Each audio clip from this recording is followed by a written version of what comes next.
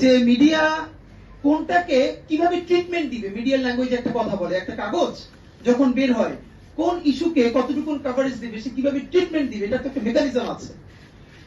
15-20টা বাচ্চা ছেলে মেয়ে কোথাও না কোথাও দাঁড়াচ্ছে, বললাম গালিগালাজি করছে,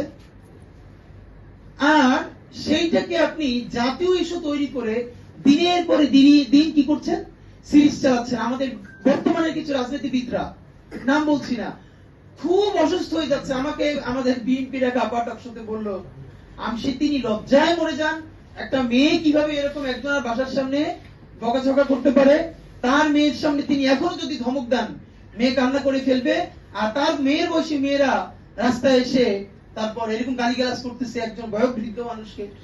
মানে মনে চায় কি, মাঝে মধ্যে মনে চায় আপনি কিছু বলবেন না, চক্ষু বন্ধ করে থাকবেন।